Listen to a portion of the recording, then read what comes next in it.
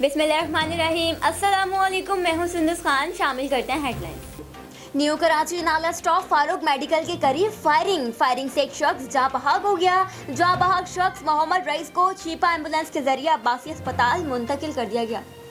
SSP ढट्टा doctor Imran Khan की हिदायत पर ढट्टा पुलिस की जराइम और मंशियात और गुटखा माफिया के खिलाफ कार्रवाई। डीजल स्मगलिंग करने की कोशिश नाकाम बना दी गई। ऑयल टैंकर को भी पुलिस ने हिरासत में ले लिया। मंगोपीर मियाँ वाली कॉलोनी के करीब पहाड़ी से एक दिन पुरानी तशद्दुद-ज़दा एक शख्स की लाश बरामद। लाश को छिपा एम्बुलेंस के जरिए अब्बासी अस्पताल मुंतकिल कर दिया गया। लाश की शनाख्त ताहाल ना हो सकी। डीआईजी ईस्ट नोमान सिद्दीकी और एसएसपी ईस्ट साजिद आमिर ने यूनिवर्सिटी रोड पर स्ट्रीट क्राइम का खुसूसी नोटिस लेकर पीर इलाही बख्श कॉलोनी पुलिस स्टेशन ने दुकानें लूटने और वारदातें करने वाला गिरोह गिरफ्तार कर लिया। मुल्जिमान के कब्जे से 3 अदद पिस्टल बरामद करके मुकदमा दर्ज कर लिया गया। फिर वक्त इतना ही।